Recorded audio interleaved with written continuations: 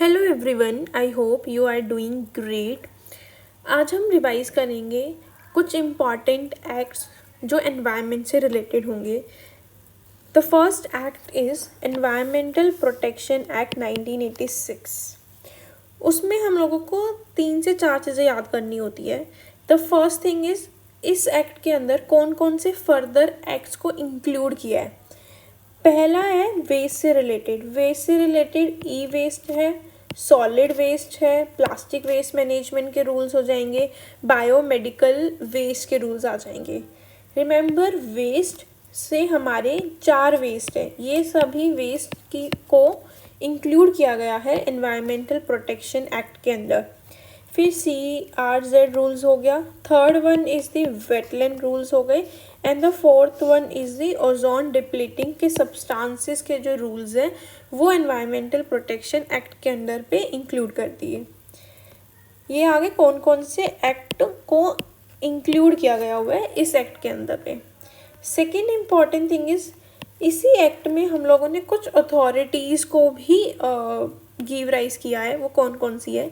एक है central ground water authority, second one is the Taj trapezium zone pollution authority 2003।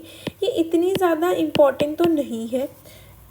Third thing is pollution prevention control authority NCR के लिए, national capital region of Delhi, इसके लिए क्या था। अब इसकी अथॉरिटीज़ को हम लोगों ने रिप्लेस करके NCAQM लेके आए हैं। बट हाँ, ये जो NCAQM है ना वो इस एक्ट के अंडर पे नहीं आती।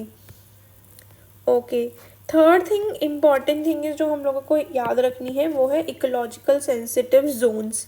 इकोलॉजिकल सेंसिटिव जोन्स अगर स्टेटमेंट बेस आ जाए क्या इकोलॉजिकल सेंसिटिव जोन्स को हम लोगों ने एनवायरमेंटल प्रोटेक्शन एक्ट के अंडर पे रखा हुआ है, तो यस, ये एनवायरमेंटल प्रोटेक्शन एक्ट के अंडर पे ही आता है।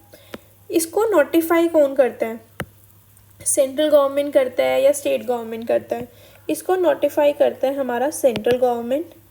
कौन से एरिया के अराउंड एक जोन को कैटेगराइज किया हुआ है कि भाई ये इकोलॉजिकल सेंसिटिव जोन्स होंगे? वो होता है नियर द प्रोटेक्टेड एरियाज के अराउंड।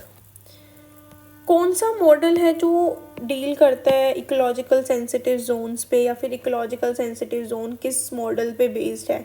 वो बेस्ड है core zones and buffer zones पे।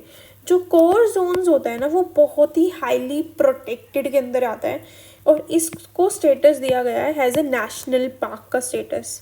पर जो बफर जोन है उसको कोई हैज सच लीगल स्टेटस इसका नहीं है, कोई भी national park wild life sanctuary का स्टेटस नहीं दिया गया है। बस एक ये ट्रांजिशन जोन है, ट्रांजिशन जोन। जो इकोलॉजिकल सेंसिटिव जोन्स है ना वो एक्ट करता है एज अ बफर एब्जॉर्बर की तरह। अगर कोई भी प्रॉब्लम हो रही है अराउंड दिस प्रोटेक्टेड एरियाज पे तो उसको थोड़ा सा एक स्पेस मिल सकता है, स्पेस मिल जाए कुछ एक्टिविटी को एब्जॉर्ब करने के लिए, तो इसीलिए इसको हम बोलते हैं शॉक एब्जॉर्बर। अब मोस्ट इम्पॉर्टेंट थिंग इज़ अगर क्वेश्चन बन सकता है इस पर कौन कौन सी एक्टिविटीज़ इकोलॉजिकल सेंसिटिव जोन्स में अलाउड है, कौन सी नहीं है, तो उनको क्लासिफाई किया गया है इस एक्ट के अंदर 3 कैटेगरीज में। कुछ एक्टिविटीज़ को तो बिल्कुल प्रोहिबिट किया हुआ है, बिल्कुल मना किया हुआ है। कुछ एक्टिविटीज़ को अलाउड है पर रेगुलेशन मैनर पे है। Third thing is properly permissible है, आपको किसी की परमिशन लेने की नीड नहीं है। कौन कौन सी एक्टिविटीज़ है जो बिल्कुल प्रोहिबिटेड है? द फर्स्ट थिंग इज़ जो माइनिंग एक्टिविटीज़ हो गई, पॉल्यूटेड इंडस्ट्रीज़ हो गई, वो सभी इंडस्ट्रीज जो पॉल्यूशन को कोज कर रही है। बहुत बड़े बड़े हाइड्रो इलेक्ट्रिक प्रोजेक्ट्स हो गए, डैम्स हो गए, वो अलाउड बिल्कुल भी नहीं है।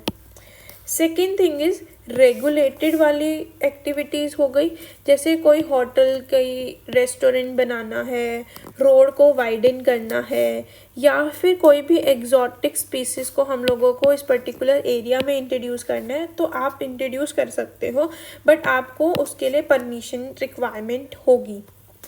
थर्ड थिंग इज़ परमिसेबल, कोई भी रेन वाटर हार्वेस्टिंग हो गई, ऑर्गेनिक फार्मिंग हो गई, इन एंड ऑल ऐसी एक्टिविटीज़ जो ग्रीन टेक्नोलॉजी से रिलेटेड है, जो एनवायरनमेंट के लिए अच्छी है, वो सब कुछ आपको परमिट है, आप कर सकते हो वो सारी एक्टिविटीज़।